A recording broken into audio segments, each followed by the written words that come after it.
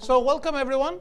It's a great pleasure on behalf of the London Business School and the Wheeler Institute for Business and Development to welcome you all here. We're extremely happy that you managed to make it. I'm Elias Papaioannou, and alongside my colleague Rajesh Chandy, I'm the academic co-director of the Wheeler Institute for Business and Development, established with a very generous donation of Tony and Maureen Wheeler, who you all know. Not only they are great alumni of the school, but they were the founders of Lonely Planet, who have given us so many nice memories of across the world. So we are extremely pleased today to have with us Daron Acemoglu, professor of economics at the Massachusetts Institute of Technology. You all know his work, which I would say cover every single aspect of economics and social sciences more generally. Daron has done path-breaking research on the role of institutions, on long-run development, on the role of colonization, which is much closer to my research interest, work fundamental on how to think about technology, which will also be at the core of our discussion today, skill bias, technical change, thinking more recently about network, the spread of misinformation, which is another very vibrant area of his academic kind of research. It will take ages for me to go over his very important contributions, but what I want to stress is that we consider Daron as being one of us. London Business School decorated Daron with an honorary doctorate a couple of years ago, so we're pleased to have him part of the London Business School community. Let me also further stress that Daron has taught at the PhD program at the London Business School many years ago. This was the time that, you know, I was not teaching. You had like way better teachers, at least for the PhD students here. And not only that, but Daron is doing very interesting work with my great colleague Andrew Scott, with Ahmed Tahoun. We always discuss about some ideas, but I never find time to work with him. So we consider Daron as being one of us. Now, Daron will present his recent book that has been very recently released both here and in the US, Power and Progress. And we have asked Andrew Scott, my great friend and colleague, to lead the discussion after Daron gives an overview of his ideas. Andrew and Daron, I think the very first papers that they published, those guys were written together. So Andrew now has moved from doing work on macro, on doing much more interesting work about longevity. He has written a very important book on the 100-year life, together with our other great colleague, Linda Gratton. And now he's working on a recent book, on a forthcoming book that will appear, what I just heard, on March next year, on the longevity imperative. So Daron, thanks big time for picking London Business School to give the presentation of your very fascinating book in London. We look forward, and thanks big time for being with us.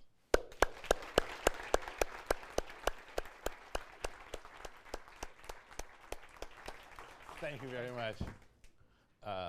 Let me find the clicker. Okay, here. Okay, wonderful. First of all, thank you, Elias, for that wonderful introduction. It's really a true pleasure to be here. As Elias said, this is a wonderful institution, which I see as part of my homes. And this is my first public talk about the book, actually. Well, live public talk. I gave one public one for virtually. So I couldn't think of a better place to get started on it. So this is the book, the US edition. So I should have put the UK edition, but these colors match the background that we have for the presentation. So Simon and I are motivated by something that is very much in the minds of people. There is, in equal part, mesmerization and excitement about new breakthroughs in AI, generative AI, and other technologies. People are right to be excited, and they're right to be concerned. But often unasked in this debate are two critical questions. Who controls the path of these technologies, and who will benefit?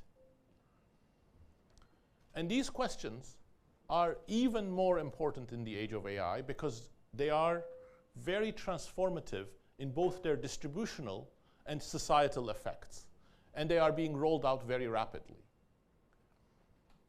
their impact will be completely entangled with the institutions that we have, the direction in which they are developed, and the visions that guide them. And by visions, what Simon and I mean is, what are the priorities of the powerful actors who have an oversized impact on the direction of these technologies? And in some ways, oops, went too much. In some ways, we have been here before. I'm going to argue that there's a lot to learn from history, both in terms of who benefits, who loses, the direction of technology, but also in terms of visions. This gentleman, Ferdinand de Lesseps, was one of the most important entrepreneurs and technological visionaries of the second half of the 19th century. He did something that many people thought was impossible, which is to cajole and convince many politicians in Egypt, in France, as well as thousands of investors to invest in the Suez Canal, especially when people said that what he had in mind was impossible and futile, because he thought that he could build a sea-level canal without locks. And that was very important for him because of the second part of his vision, that there would be an enormous increase in oceanic shipping, and locks at Suez would slow down traffic, and that was unacceptable because trade was very important to enrich everybody. And then the other part of his vision was that he was a complete techno-optimist. He used to say, men of genius would rise to solve all problems, which meant for him that he could try impossible things and technological advances would sort things out. And at Suez, miraculously perhaps, he turned out to be right. The canal was built, oceanic shipping exploded, technological advances happened just at the right time to make his schemes work, both in terms of digging the canal and also the sort of the shipping technologies. It was a huge success, and he was named Le Grand Français, the great Frenchman. Of course, people ignore the fact that he used coerced labor, and those people didn't seem to benefit. Everybody benefited. His vision turned into hubris. He pushed exactly the same things in Panama, and it was a complete failure. The conditions were different, both in terms of the topography. A canal, if the form that he thought could be built was impossible, and in terms of the local conditions, disease environment, more than 22,000 people died, including several thousand of the most promising French engineers who he brought with him. Thousands of people were ruined. This is not completely foreign to us. Success breeds self-confidence in visions, and hubris makes you ignore the consequences. But perhaps we don't have to worry about it. If technological change is such a potent force that it will bring everybody together, as long as progress happens, as long as advances take place, perhaps those issues of visionaries, hubris, the competition between them are second order. Part of the reason why Simon and I wrote the book is because we want to argue against a blind techno-optimism, that all the costs are transitional, and ultimately, through an automatic process, everybody would benefit. Why would that be true? Well, let's think about it. In fact, my profession of economics has a version of that techno-optimism. Simon and I call it productivity bandwagon. We had to give it a name because it's so common in economics that it doesn't actually have a name. And it goes something like this. Technology improves, average productivity increases, so workers' output relative to workers goes up. As a result, firms rush out to hire more workers. That pushes up labor demand. Labor demand increases, translates into higher wages and employment. So that's really central for shared prosperity. Because if we don't increase wages, we're not going to be able to pull everybody together. So the productivity bandwagon says that there are powerful forces towards that type of sharing. Now the question is whether the productivity bandwagon is right. Well, Simon and I argue that it could be right, but it's not an unconditional automatic process. It requires the right type of technology and the right type of institutions. So here is one amazing breakthrough. The dark ages were not dark in terms of technology. There were many important breakthroughs in terms of production techniques, crops, organization of production. Some of the most important ones were related to windmills that increased labor productivity by several fold. But who benefited? Not the peasants. Actually, peasant incomes, real incomes, probably fell during the rollout of the windmills. Instead, all of the surplus was captured by the nobility and abbots who monopolized these new production techniques. So what you do with the surplus that you generate matters. It need not be shared. This is Eli Whitney's cotton gin. This is even more sweeping in terms of its implications than the medieval windmills, perhaps. It, at one fell swoop, turned the south of the United States into the most major cotton producer in the world. The United States became the largest exporter of cotton, which fueled the British Industrial Revolution by enabling varieties of the southern cotton to be ginned and the fiber to be separated from the yarn and from the plant. And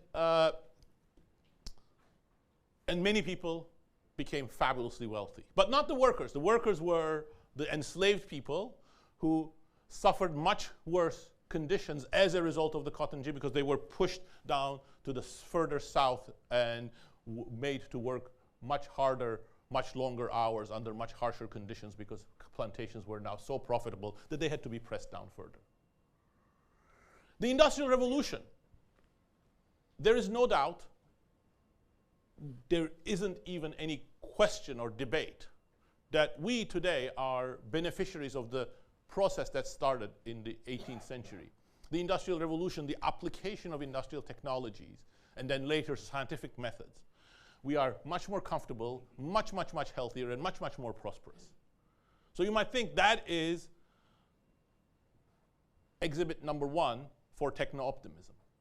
Well, not quite. That process wasn't automatic either, and in fact, the first 80, 90 years of the British Industrial Revolution did not bring much comfort or improvements to the working people. First of all, the production technologies were not of the sort that would make the productivity bandwagon work.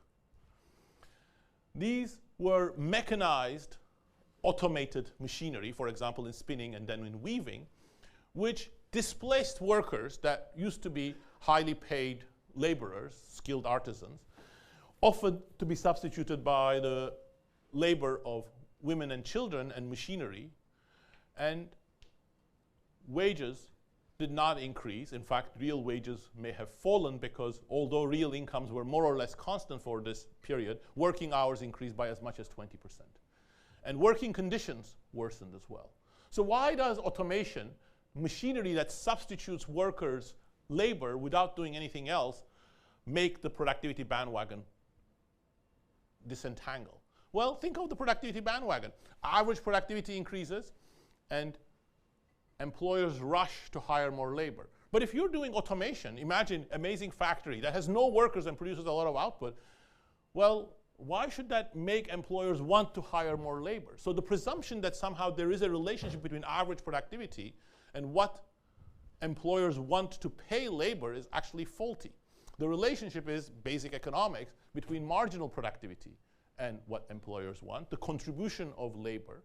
And often in economics and in public discussions, we somehow equate average productivity with marginal productivity. But when there is automation, the two are very different. But it wasn't just that. It was also the whole factory system. This is the Panopticon, famous from Michel Foucault and the Guardians of the Galaxy. It never became a reality, but it was an aspiration for British entrepreneurs. Much tougher monitoring, because they had to get the last ounce of work from their workers and make them work very hard. And this was really, really hard work for hour after hour. Huge amount of noise, very, very dangerous work with no autonomy. And the only way they could do it is by hard, disciplined monitoring of the workers. At the same time, workers were filled into cities where disease, pollution were rampant. Life expectancy dropped precipitously during the same time. So the conditions of the working classes did not improve, not at all, until the second half of the 19th century. So was that an automatic process? No. that was a result of a redirection of technological change towards things that increased labor productivity, so the marginal productivity, the contribution of workers by creating new tasks, and through a process of institutional change, democratization, much better bureaucratic control of pollution, public infrastructure, public sanitation, and trade unions, which were completely illegal during the period where employers were pressing down hard on workers, became legal and started for asking better conditions, higher wages, also having a say in how factories were run. But we can get a better sense of all of these things by also thinking about the period of the 20th century. The 20th century, you might say, is different, right? Well, right and wrong. In the 20th century, as a continuation of things that started in the second half of the 19th century and the early to 1900s, we had periods of very, very rapid growth that were shared. So here you see one part of it from this graph, which summarizes about 60 years of wage structure changes in the United States by plotting the evolution of real wages for workers by 10 demographic groups, men and women, and 5 education groups. In red, you have workers without a high school degree, all the way up to blue, dark blue, workers with a college degree. What you see from 1963 onwards in this figure, but the same pattern with different data you can show going back to the 1949, is a period of remarkably shared prosperity. The fact that all 10 of these curves are on top of each other and they are rising rapidly indicates that real wages of all these demographic groups are growing in tandem. And that growth rate is very fast. It's about 2.5% a year in real terms. So people are becoming, regardless of their education level, they're becoming richer by 2.5% a year every year. That's more or less the productivity growth. So the productivity growth is being very broadly shared. And in fact, if you go back to the 40s and the 50s, you see low education groups actually gaining a little bit more than high education groups.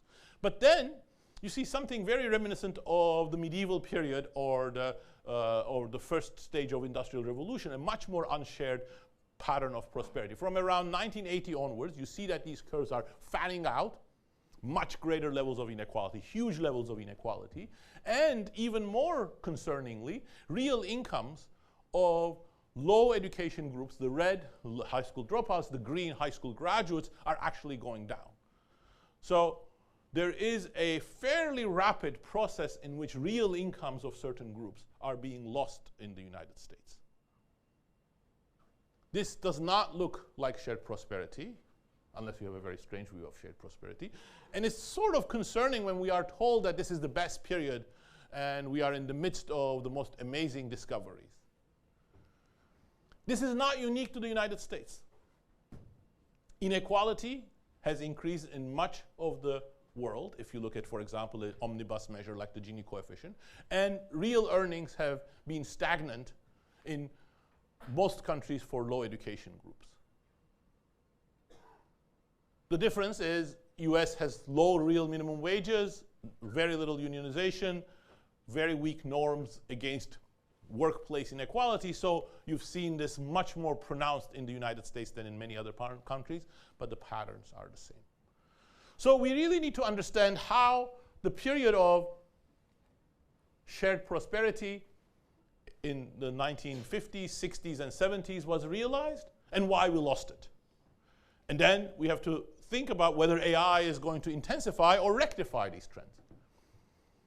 So here is how the two pillars of prosperity started coming together, for example, in the US in Ford factories. This is a picture very representative of what was going on in much of manufacturing, but led by companies like the Ford Motor Company. Introduction of electricity, new machinery, the assembly line, but at the same time, you see workers are centrally involved in the production process. At the same time as new machinery was being introduced, new jobs, new tasks were being created for workers, and many of them actually required more skills, more training. And what you don't see here is that there was a whole engineering, repairs, inspection, design, and back office white collar. And that created a lot of productivity growth, and it created a lot of jobs that was central. This was new tasks creating greater marginal productivity of labor so that employers have a reason to pay for it. At the same time, not led by Ford, who was very anti-union, workers became more organized so that they actually took a fair share of the increase in productivity that they brought. So for example, this is the United Auto Workers sit-down strike in 1937, which was a turning point in much better organization of labor. But things started going wrong with the digital age. Why did they do so? So this is a car factory of the 2000s. Much greater involvement of robots. Great, but where are the workers? So we've used digital technologies to automate, just like the spinning and weaving machinery, but not create new tasks. So workers became much more dispensable. Consequences of that automation, you can see from, for example, from this chart from my work with Pascual Restrepo, I'm again showing things for demographic groups, but now not 10, but a little bit more detailed so that you can get a richer picture. So these are demographic groups distinguished by gender, education, experience, and ethnicity in the United States. The size of the circle is the size of the group. The color coding, again, tells you their education level so that you see what happens to low education groups. And on the horizontal axis, now you have a summary measure, the real wage change from 1980 to 2016. So you see the zero there. Many of these demographic groups are below zero. They are the ones that have lost real wages. In their real earnings have actually gone down.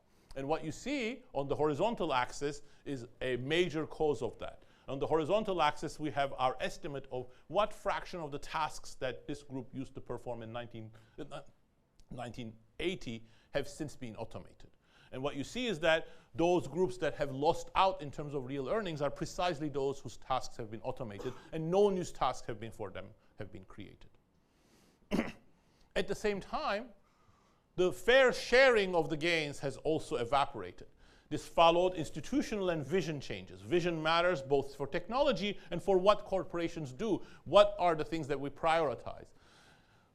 Milton Friedman was not the only one. Perhaps things were taking shape even before him, but he crystallized a view of what corporations should be about. The social responsibility of businesses to increase its profits, care about social shareholders and nothing else, which corporations took to mean we can press down on workers, cut wages, cut employment, automate work in order to pass more gains to shareholders. Somebody could have objected to it. Civil society, it didn't. Workers, well, they were getting weak at the same time. Manufacturing was in a decline in the United States that weakened unions, but also, for example, turning points such as the professional air traffic controllers strike in 1981 when Ronald Reagan fired them all and encouraged private companies to do the same against their striking workers as well. Of course, this is all history. That's computers, that's robots, that's numerically controlled machinery, and we are now in the age of AI. Perhaps AI is going to be all different. In some sense, there is a possibility of that difference. AI is a very broad general purpose technology, a broad platform on which we can build many things. So it becomes very important what we use AI for, and again, the institutional setup and the visions that guide it are going to be important. Ever since the beginning of computer science and AI, there have been two visions that compete for it. But we hear much more about one of them today. One of them that goes back to Alan Turing, although it predates him a little bit, and then became amplified by many early AI researchers in the 1960s, is based on machine intelligence. Autonomous machines that become as intelligent as human. They do human-like tasks like, for example, reaching human parity. The Turing test or the imitation game is one encapsulation of that principle. But why do we want machines to be intelligent? Why do we want them to be autonomous? Instead, some other scientists, such as Norbert Wiener at MIT, Douglas Engelbart, J.C.R. Licklider, articulated a different vision. Simon and I'll call it machine usefulness. We should have machines be useful to humans. They may automate work, that's fine if it's useful to humans. But machine intelligence and autonomy, which of course immediately translates into data collection, monitoring, surveillance, and automation, is not the objective. And many of the important breakthroughs in computer science and computer applicability actually came out of this machine vision, machine usefulness perspective. Hypertext, the mouse, they were all inventions that Douglas Engelbart himself did, and his students further performed these innovations. But we have abandoned that, or it's become marginal. Instead, we have gone all into machine intelligence. Machine intelligence encourages a lot of automation. What Pasquale Restrepo and I, Simon Johnson and I have called excessive automation. Because automation is so-so. It doesn't improve productivity all that much. All these people would have been happier if there was a competent cashier there instead of them waiting for a malfunctioning self-checkout kiosk. Even if the self-checkout kiosk works, even if automation works, the changes are not revolutionary. In fact, you see that in the productivity statistics. We are going through some of the slowest periods of productivity because increasing productivity by automation is very hard. Imagine you automate 5% of tasks in the economy. That's a huge number of tasks. If that's the only thing you do, machines need to be so much better than humans for that 5% to generate, to be the engine of, say, 1% productivity growth at the aggregate. It's much better to actually make workers more productive. This is not going to get you big productivity growth. So the machine intelligence vision is not just inequality boosting, it's actually not that good for productivity. Now, of course, we weren't sure about this, so we asked ChatGPT, will generative AI reverse these long-term trends of widening inequality? And ChatGPT said, perhaps, but probably not. It's not a magic solution. If generative AI is used to replace workers instead of supporting them, it could have negative consequences. We agree with ChatGPT. It's not just work. The whole nature of communication, human cognition, and democratic discourse, political participation are being transformed. The current vision of AI that's based on machine intelligence and autonomy also encourages massive amounts of data collection. First, it is hungry for data, and second, humans are secondary because we're trying to train these wonderful machines, so it's okay to generate a lot of data. That leads to centralization of data in the context of social media and all of the anti-democratic consequences of that, or things like the social credit system in China. The implications for the emerging world are often left on the side. But actually, there are first-order implications for the emerging world. In the 1960s and 70s, a group of economists such as Francis Stewart and others pushed an idea of appropriate or inappropriate technologies.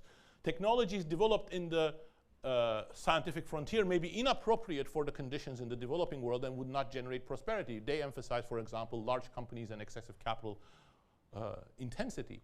But actually, we may be faced with the mother of all inappropriate technologies because AI is replacing tasks that are actually at the heart of the economies in many emerging economies. Routine, basic production tasks in both manufacturing and services, and you see them disappearing during the age of automation and AI.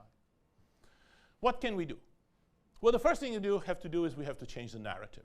You see how the narrative of machine intelligence is quite complementary with an idea that we have algorithms designed by geniuses who are good shepherds of technology and the rest of society will gratefully take them. I think that needs to change. Democratic control of technology is central, so we need a change of narrative, and that change of narrative has to start, in our opinion, by recognizing that you need this more pro-human direction of labor, of the technology that helps labor, that creates new tasks for labor, and also it needs to be embedded in an institution that empowers, cries, voice from labor and broader democratic citizenry. That cannot be done without institutional changes countervailing powers. Ralph Nader, for example, showed, he's now much criticized, and there are reasons to criticize him perhaps, but he showed how civil society organizations can be put together in a very organic way for people to have their voices heard. Today, we don't have natural ways of doing that, but people are struggling with it. For example, work conditions in the Amazon warehouses are not very good, and service workers cannot normally unionize very easily, but people are trying, and there have been some successes. Are those the right models? We don't know, but I think we have to try. We also have to redirect technological change. If Simon and my emphasis that the direction of technology, whether it is purely automating or it is also creating new tasks for workers at the same time as it is automating, is central, then redirecting technological change is important. Many other computer scientists and leaders, even after Engelbart and J.C.R. Licklider's academic work, among the activists were pushing for this. For example, Ted Nelson the public does not have to take what's being dished out, computer power, to the people. He actually thought that computers were going to be a particularly liberating technology, empower workers, empower citizens, and he railed against the control of computers by corporations such as IBM. Of course, Ted Nelson's ideas didn't work out. IBM became stronger. Microsoft became a company that centralized all the software and then enabled office automation.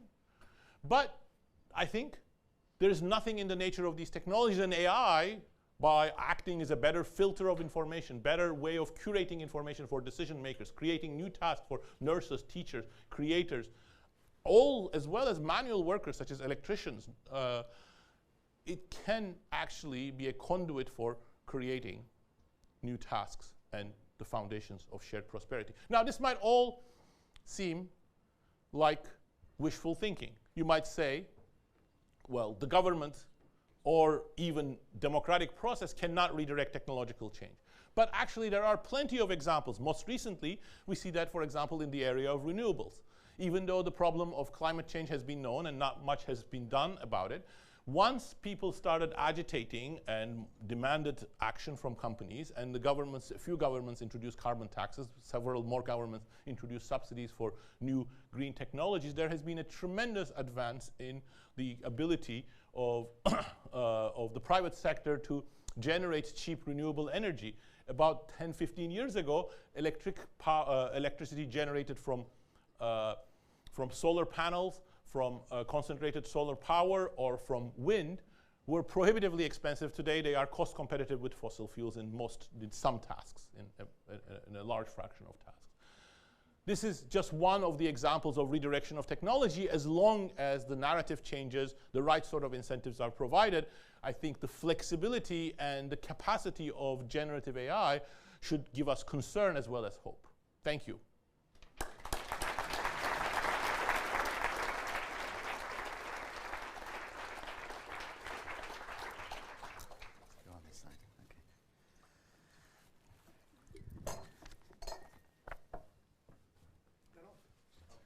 You've got to talk to me. You can't just run off. I forgot. I was waiting for your book talk. Yeah, that's right. He's done his bit. I've just talked to ChatGPT, and then you can relax. So thank you, Daron, and congratulations to you and Simon for a great book. It's obviously on a really important topic that's getting ever more important. But it's not just important, it's a sort of fascinating book, and I have to say I encourage you all to read it and indeed buy it immediately afterwards, of course. But you sort of combine a number of things. There's that big sweep of history that is just integrated then with your own academic work around technology and labour markets, and then bringing in your long-standing work on institutions. And it's all integrated together, and it's sort of a lifetime achievement. So fantastic book. Loads of things to talk about. Let me start with perhaps the simplest thing. So, you know, the starting point of the book for me is that we just move too quickly from the phrase technological progress to economic and social progress. And the book is stressing that just isn't the case. You can't just do that. And that word progress is very beguiling. Technological progress is a good thing, we want it. But you just emphasize just how much heavy lifting there is between technological progress and social progress. Technological progress is neither necessary nor sufficient. So the question I want to ask is do you think we live in a way, you talk about that blind optimism, blind techno-optimism.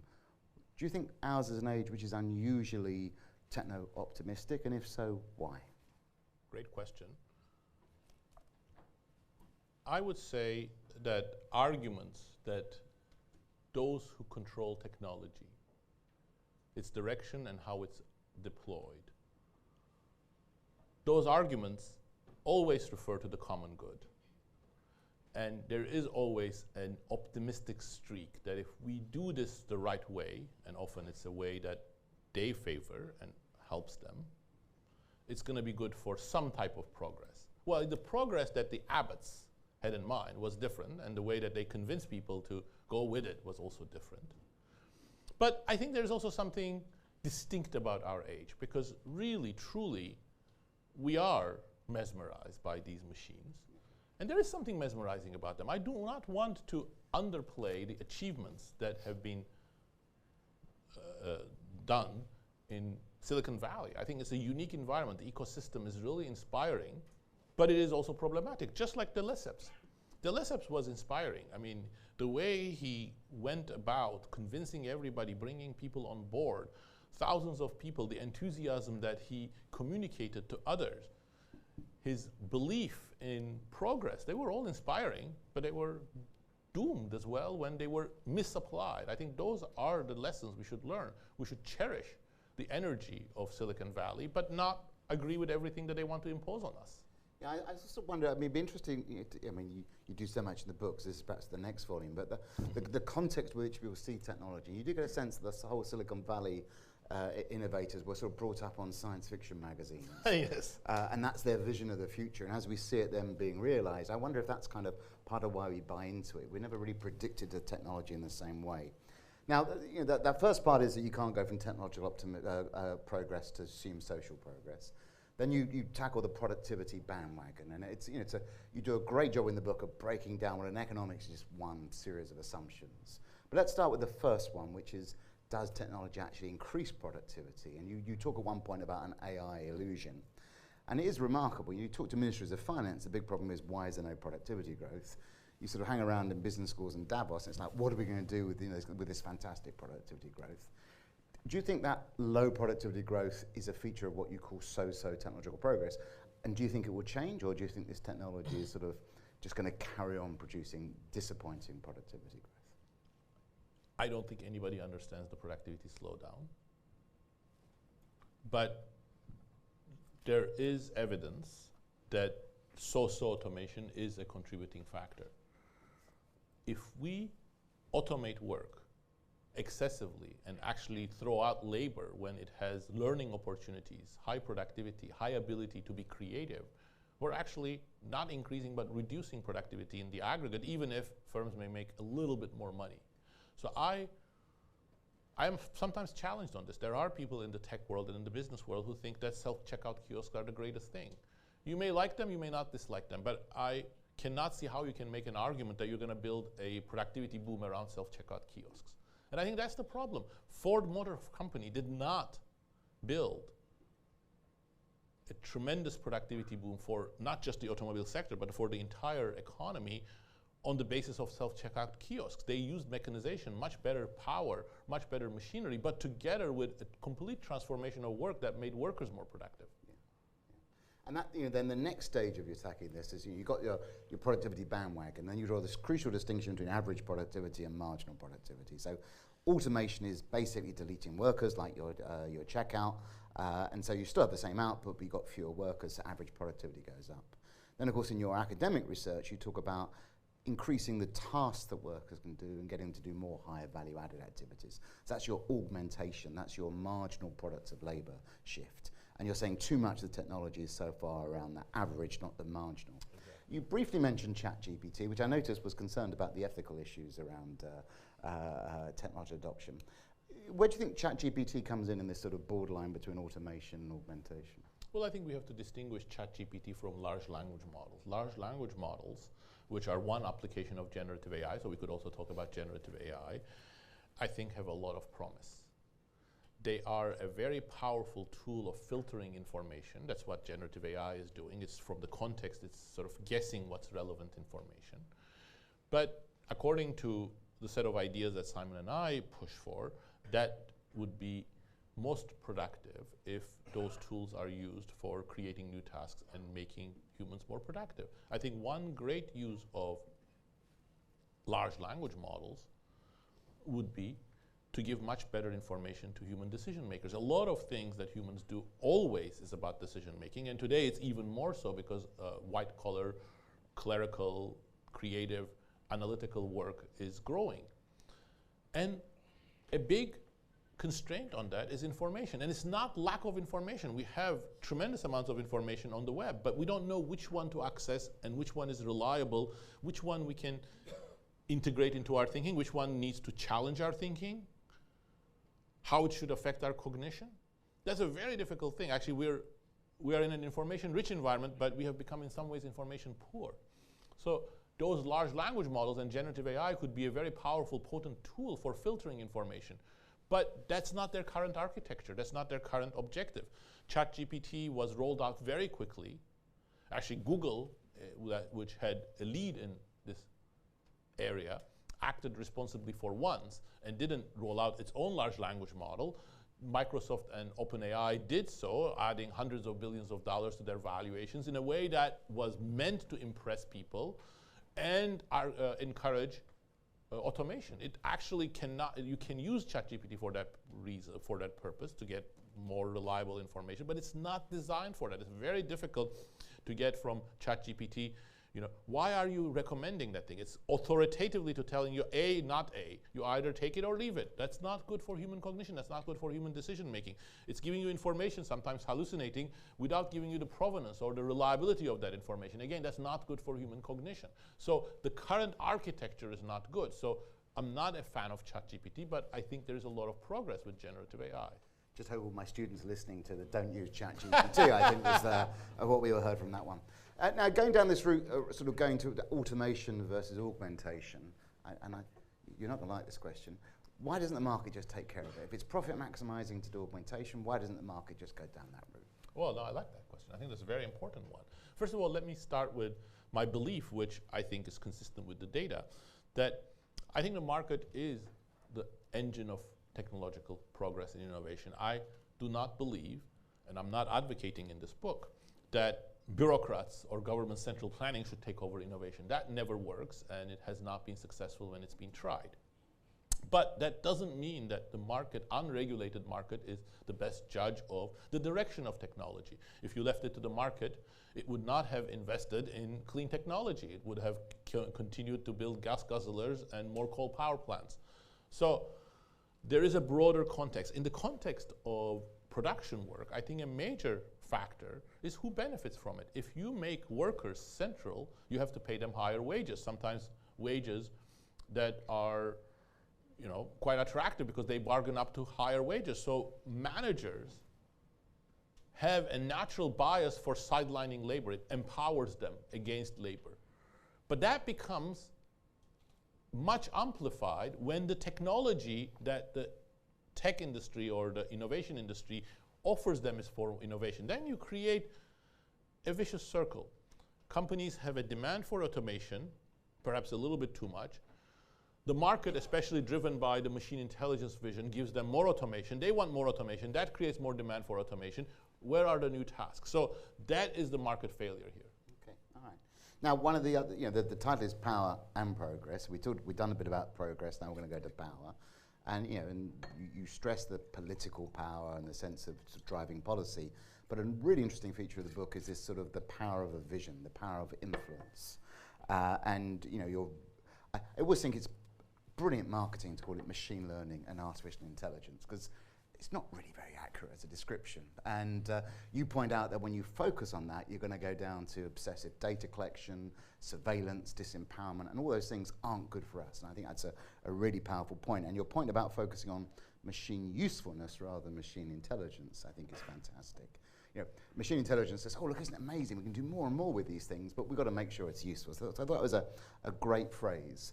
But I guess the question is, why does one vision dominate rather than another? You just touched on it, but why are we seeing this sort of free market, humans are flawed vision dominating rather than something different? Well, I think there are many reasons. Some of it is just catchiness. You know, the Turing vision has been so influential. One of the things actually that I realized only recently, that it's not that the Turing way of thinking, which is, you know, computers as these computing machines that are autonomous and intelligent, has changed the way that we think about computers. It actually has changed the way we think about ourselves. We actually today think of ourselves as computing machines. So that's brilliance. That is a catchy, it's like an advertising catchiness. Suddenly, it just becomes very attractive. So that's very one important thing. But much more important is what we call persuasion power. Some people have greater ability to have their voices heard. They might have a good story, they might have charisma, and they have success behind them. So the tech world has great persuasion power. It's not tanks. Tanks have mattered in the past. But today, the currency of getting what you want is that persuasion power, much more than other things. And that persuasion power goes with past success, goes with hubris. Why are we paying so much attention to Elon Musk? rhetorical question, I think, on that one. But so why does the public buy in? And you said a little bit, I mean, that Zuckerberg phrase which you quote, you know, move fast and break things. You think, is that really a motto you want to base society on? I mean, but so why does the broader public then, I mean, you know, you can fool some of the people some of the time, but not all the time, etc. Are we going to see a change? Are we going to see, what might be the trigger to changing that? That's a hard one. But move fast and break things, I think it really fit the mood. Creative destruction. It even appealed to economists. Yeah. And it had this libertarian or liberty-loving and borderline libertarian streak in it. But I think the most important part is really changing the narrative. Techno-optimism, in my mind, is bad. And so is obsession with killer robots, because they both pacify us. They say, you can't do anything.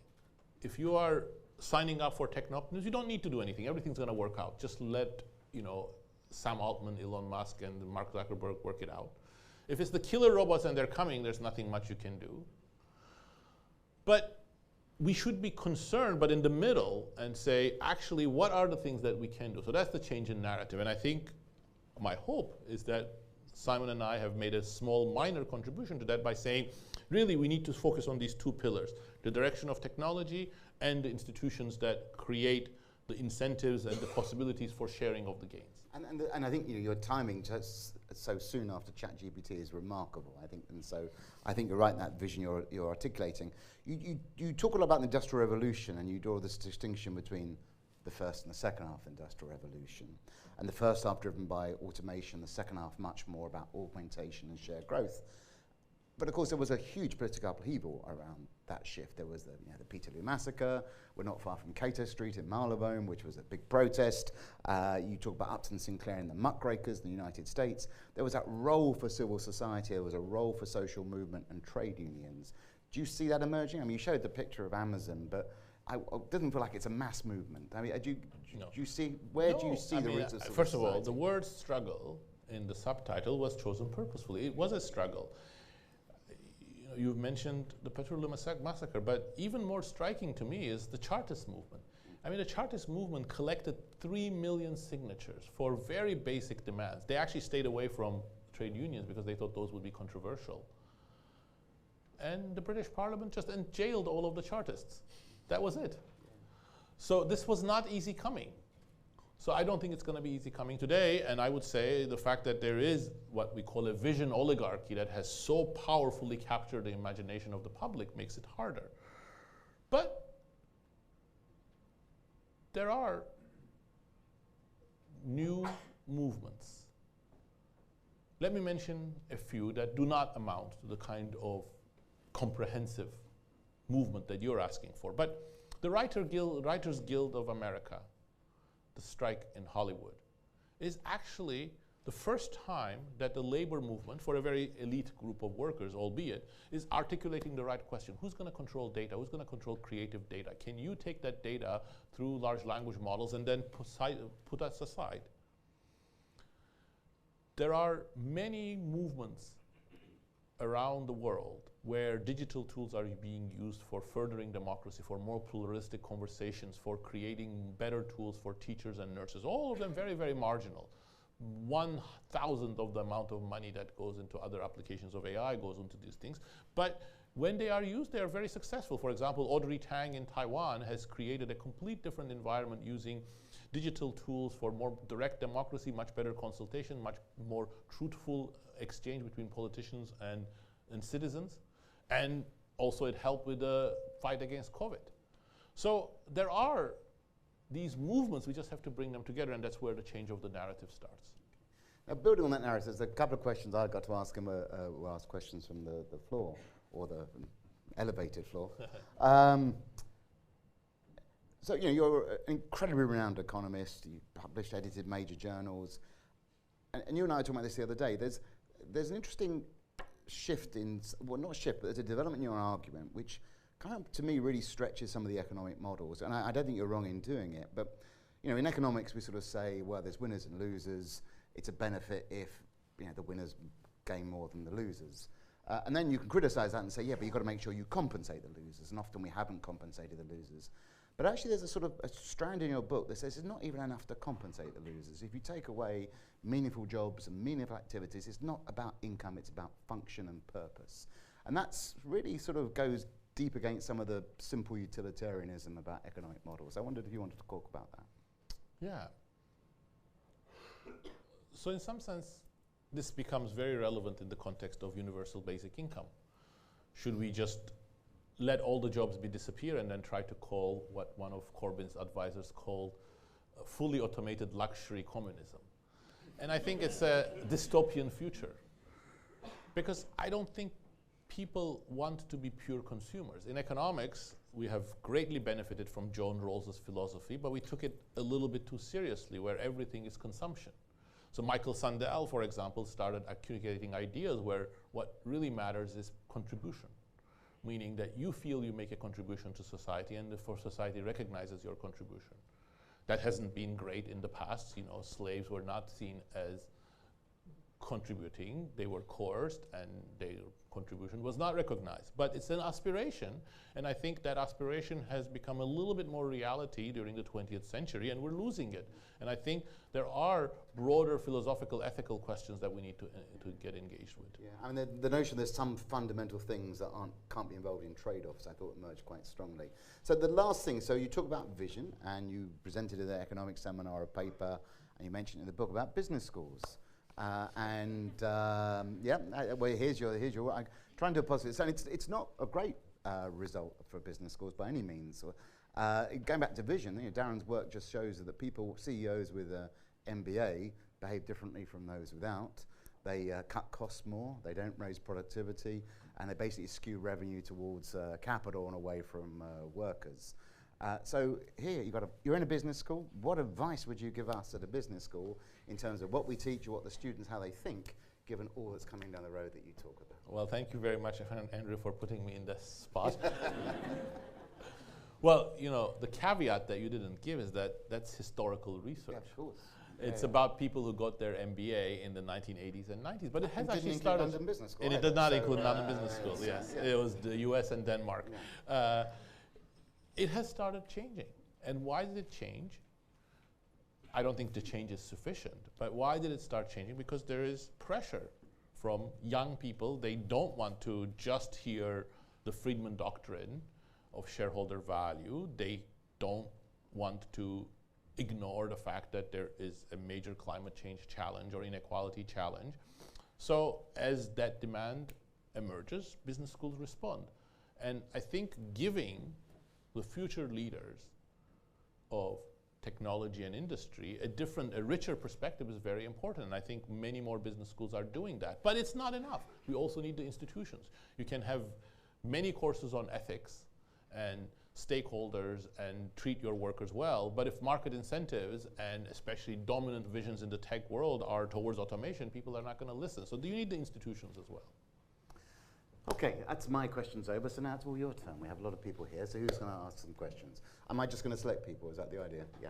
So I see one hand right in front of me out here. Is there a mic as well? Yeah. If you can perhaps just say who you are and your connection with the school or whatever, and then. But currently I'm studying gender and education rights at UCL. So my question is a little bit towards the development sector of it. So we are talking about techno-optimism, but most of the developing countries and the marginalized populations do not even have access to technology, the basic technology. Like access to education became very difficult due to digital gap during COVID.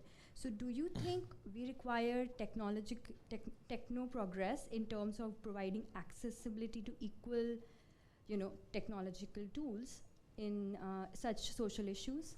Yes, I mean, absolutely. their technological progress is important, right? Absolutely. And when I say that AI is currently going in a inappropriate direction, I have exactly those kinds of things in mind. I think, for example,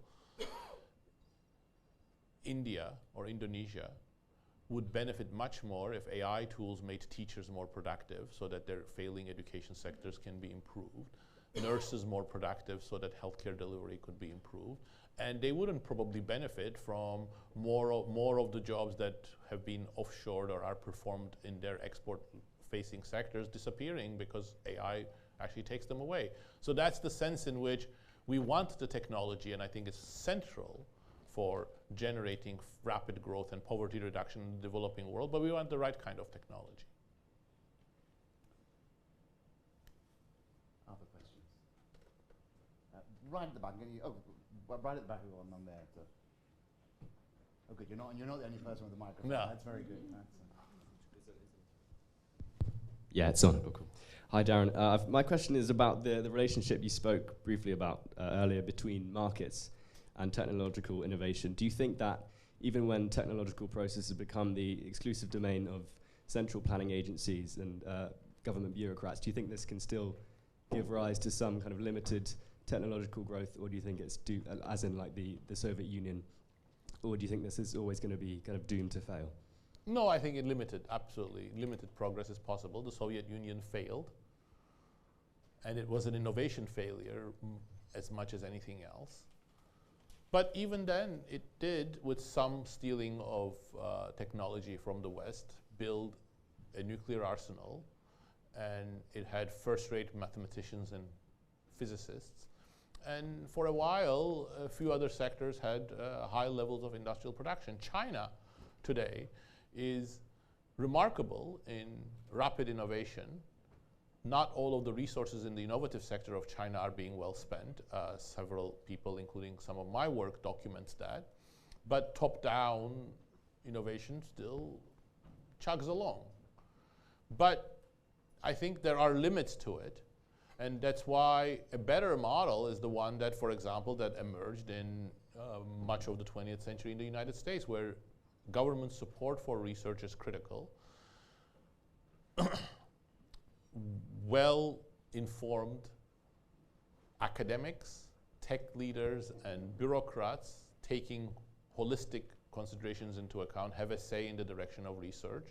For example, the Bush, not the George Bush, the Vannevar Bush, sort of playing the role of the government support for digital technologies in the United States in the post-war era.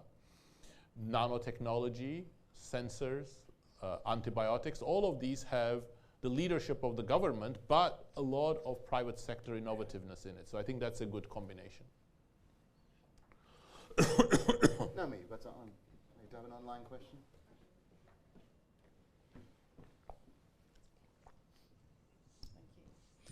Hi, Naomi Benjamin here, Outreach Director at the Wheeler Institute. So we have quite a few questions coming in from Zoom. So this question is from Key Ren. So how will changes in production factors due to progresses in AI contribute to tensions in global politics and globalization? Whoa. Thank you for giving me an easy question. I don't know. I think there is so much that we don't know. Everything that Simon and I say are in the spirit of furthering the debate. We make policy suggestions and we make a few very broad predictions about how things might go if the right or the wrong choices are made, but they are very much uncertain. I think international cooperation is going to be critical, and in turn, the developments of AI are going to have effects on global relations themselves. If everything becomes surveillance, that's going to impact global relations one way. If deep fakes or cybersecurity issues become central because generative AI actually strengthens malign groups, that's going to create a lot of instability. So I don't think we can know that. And I think that's one of the reasons why we should just take a breath about generative AI and not rush into doing everything right this moment. I think anybody who says technological change should be slowed down is playing with fire. Our history is full of huge disasters because people have blocked technological change.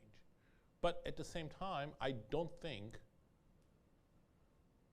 the future of humanity will be very adversely impacted if generative AI is rolled out 6 months later. So if we need a little bit more time before mass marketing of large language models and incorporation into all white-collar occupations, I think we should take that time in order to develop the right type of understanding and regulatory framework. Let me just come at that point. I mean, I get the sense of a pause, but what would you do in 6 months? I don't know. I mean, there's so, you've got a whole regulatory framework. What are you trying to Debate achieve? with each other. Yeah. I mean, is it 6 months? I mean, is that enough time? Would that really No, shift? I am not. I wouldn't have picked 6 months as the pose, although I signed that letter. No, I think what we should do is slow down the big rollout in a consistent way while at the same time experiment with real regulatory frameworks and really start cementing this redirection of technology and how we achieve it and what we want from it. So I think it's a bigger process. It's not going to be sorted out in 6 months, absolutely. Right, okay. Let's go back to questions. Yeah. I'm a former student. And Daron, thank you very much for taking the time. It's very interesting. I need to read the book before Please. asking some of the questions that I have in my mind. But if I understood you correctly, the power notion, Andrew, you said it as well, seems to relate to the ability to set discourses. So Foucault and Gramsci come to my mind in terms of hegemonic discourse. Therefore, my conclusion would have been not we need to restate or revisit the technology discourse, but rather we need to educate people so they can actually understand whether those discourses are true or not. But I want to ask you a different question, Daron. The title today was Rethinking Capitalism. And I haven't heard anything about capital, let alone the responsibility of business. Could you maybe make a comment to those two themes? Well, so on the first one, I think absolutely more education is great, but we have seen the most educated citizenry get into filter bubbles and completely give up their responsibility of becoming democratic citizens. So education by itself is not enough. Education, regulation, and technology meet. The hopes that digital technologies were going to become a participatory tools, public spheres have not been realized, but they're not crazy. So we can try to achieve that, and so education plus technology's direction. In terms of capitalism, look, I don't like the word capitalism. It's always ideologically loaded, so I try not to use that. But I've talked a lot about capital. The problem is the capital is benefiting and labor is not benefiting from these technologies. And I have also said part of the problem is the Friedman doctrine that what corporations should do, look after their shareholders and nobody else. So that's, again, about capital versus the rest. So we need to reform that. But I think it's not in the abstract. It needs to be embedded in institutions and in the context of redirecting technological change. So in some sense, the difference from Gramsci, which is very interesting, I want to bring it to the sphere of technology because everything is going to be around that. And what's the responsibility of business in that, of organizations? Do you see in that? Yes, I think we need to develop a better notion than just maximizing shareholder value. Some ideas around stakeholders might go there, but I want to emphasize again that just ethics is not enough. Ethics plus institutions. As long as you have institutions that are failing and that enrich people when they do the wrong things, that's not going to be a conducive environment for people to do the right thing. I think the corrosive thing was the combination of the Friedman doctrine together with the dismantling of participatory democratic institutions. Got a question from the left wing, as it were. Professor Acemoglu, first off, thank you for being here at LBS.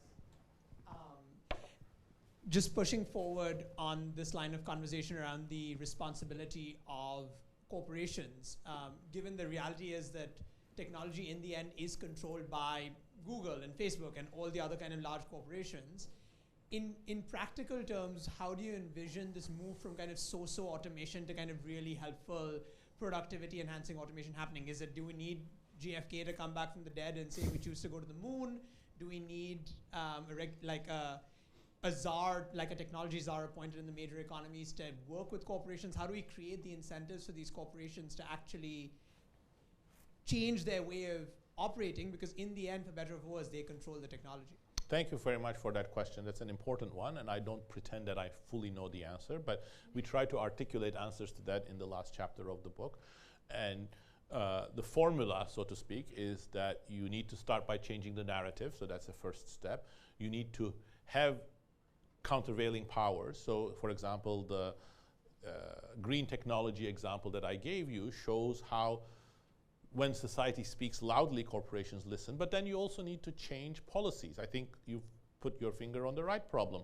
Why should Google do it? Right now, Google has so much market power. It has a business model that is very, very profitable. It has the ability to acquire all competitors, the killer acquisitions that make sure that its monopoly is not dashed. So you need sort of several policy instruments to affect the direction of technology. The ones that we talk about, for example, digital ad taxes. I think part of the problem is how people are, or companies are monetizing data. So doing it through individualized ads is not a very conducive one for innovation. Perhaps Google, Facebook, Microsoft are too big, so more antitrust, especially with the killer acquisitions. That's a real concern. More levers in order to redirect technological change. First of all, get rid of some of the distorted incentives that exist in the system. One that we emphasize is that the tax code of most industrialized nations subsidizes automation because it taxes labor much more than capital. So you have to get rid of that. But also, just like the clean technology example shows, subsidies to better, more productive users of technology, if we can identify that, if we have a principled way of identifying it without picking winners, yeah, I think those are going to be useful. But there are several other things, and those are all given in the spirit of just getting the conversation started, because some others might come up with better ideas for policy levers. So we do need those policies. Let me pick up on that, because you talked to a lot of politicians and policymakers. What are the things when you talk to them about this that tend to resonate the most? Which do you think are where the traction comes? Well, I haven't talked enough to politicians. But, you know, I think the problem is that politicians are under so much pressure, they're short-termist. So the Biden administration, for example, I think has been very successful. It's been one of the most pro-worker administrations, and it has passed some pretty sweeping legislation. But they're not worried about issues of the future of work because that's too much in the future. So that's about the narrative. So in the context of climate, we quote Bill McKibben, one climate activist in the book, when he said in the context of the fiscal cliff discussions that, you know, in 20 years' time, nobody will be talking about Euro debt or fiscal cliff. They will say the ice the ice cap melted, and then what did you do? So we should be talking about the same sort of narrative change. If in 20 years' time, people say, you know, you destroyed jobs and work, and you created even deeper inequality, you know, that's very damning to our generation. So I think that needs to be the emphasis of the change in narrative. Now, Naomi, your role is being augmented by technology because you have all sorts of other tasks to do. Have we got some more online questions? Yeah, another question here from Samaran. What role do you see technology playing in tackling the current challenge of inequality?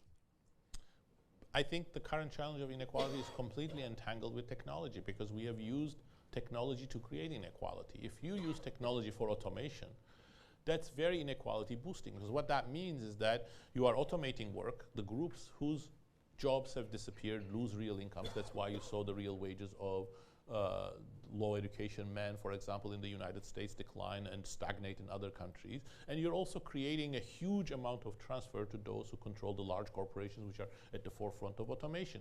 So that's why we've had inequality at the bottom and inequality at the top.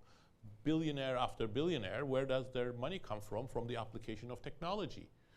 But if it was a more pro-human application of technology, I think we wouldn't see the same inequality. So that's why institutions plus redirecting technological change against are the two pillars that I come back to. Okay, let's take some more questions from the floor. Yeah. Yes. Thank you, Professor, for the presence here. I have a question on how to regulate AI. We see that there are like two contested, how the West sees AI and how the East, for instance, like China, sees AI. I just would like to know your thought, like what points that we should know that trigger global discussion so we can start moving forward. Thank you. Absolutely. It's a central question for at least 3 reasons. First of all, the discussion of AI in the United States is completely entangled with China. Because the moment you say to tech executives, no, you shouldn't do this. This is not good for privacy. This is not good for workers. This is not good for democracy. They say, if we don't do it, China will do, and we'll fall behind. It's not good for national security. So I think China as a boogeyman has a big impact. And I think the large language models have shown that actually there's a lot of elbow room. You know, the US is far ahead in the most advanced uses of microchips, and it's also in the most advanced uses of AI applications except facial recognition. So there's a lot of elbow room for regulation and for choosing the direction of technology, and that would influence China as well. The second point is that, but China, and it's not going to change politically anytime soon, is going to have a huge demand for surveillance. It's already using AI technologies for surveillance, so we have to accept that. And it's going to influence the direction of industry. There is some very exciting work by several scholars from MIT and Harvard, for example, which shows that the demand for surveillance from the Communist Party has a major effect on the direction of research in China. And moreover, those technologies are then exported to other non-democracies. So 60 other autocratic countries have imported surveillance technologies from China. So that we have to take. We can't do anything about that. But again, changing the narrative internationally would help. And then the final point, we need more international cooperation across all countries. Emerging world, I think emerging world voices have to be held. European, UK, US, and China, I think, need to be part of a broader global conversation. Okay, we'll go to hands up. I owe you a question. Yeah, the gentleman in white cap, and then we'll go over there, yeah. Hello, Daron. Thank you very much for coming over and talking to us. So I have a question. The measures we discussed sound a bit punitive to me. Most of it is slow down, control AI, but remembering from your book, Why Nations Fail, you said that one of the biggest kind of impetuses for industrial revolution was patent law, that people could actually patent their technology and go forward. So that was kind of breaking down the feudal systems. So did you think about any kind of more proactive ways on how this winner-take-all tech hegemony can be broken down? So maybe workers can have more rights to their work, or kind of that in that similar fashion. Because I struggle to think if we only go from enforcing corporations to behave well, it can work. It has to be from both sides. Thank you for that question. That's super important, and I was trying to hint at that. That I think it's playing with fire to slow down technological change. And our purpose here is not to call for a slowdown, for redirection of technological change. We hope that technological change can be very fast. That's why the examples are from renewable technology or HIV research, where you see the breakthroughs when incentives emerge. But there is a punitive element. And the punitive element is that you need to change business models. And I think the business models that are around bad use of data, bad data collection, digital ads, and sort of misinformation environments online, which is, I think, going to get amplified with generative AI, I think those are not going to go away by themselves. So that's where you need some corrective taxation, like digital ad taxes. Not ban digital ads, but make those business models less profitable. Here is what I would say. Do we want more of Reddit, or do we want more of Wikipedia? I think Wikipedia, which is being completely expropriated by ChatGPT, by the way, is an amazing human achievement. But if you let the market, Wikipedia is not making money, it's a non-profit. Reddit and Facebook and all of those other social media platforms will make more money as long as they make the environment more emotionally charged. That's a problem. Yeah, last question. Yeah. The hardest place to get a microphone to is the... Thank you, Professor. I was very pleased to hear you talk about trade unions. I think trade unions vary a lot around the world, and I was wondering what you thought, what kind of union institutions you think will be needed and most effective to negotiate technological change? Great question. Thank you very much for bringing that up. The way I would say is that we need a labor movement, we need labor voice, but what's the right model? If you look at the history of the labor movement in the UK or the US, it has not been one of success.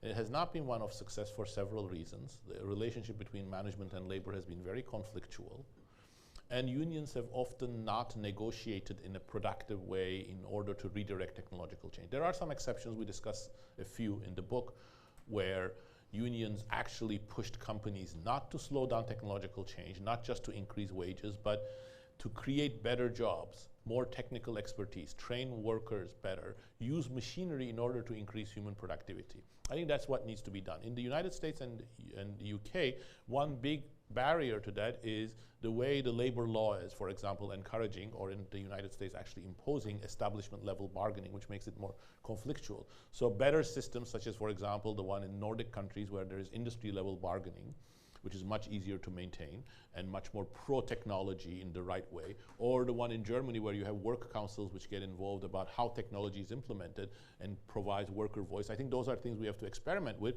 but it's also a political problem. Where will the political support for the labor movement come from? Thank you. So there's a lot more questions, but loads of answers are in the book as well. I'm going to draw things to a close. I mean, one of the themes of Daron's book is the power of vision and the power of ideas, which of course in an academic institution we're all going to like enormously.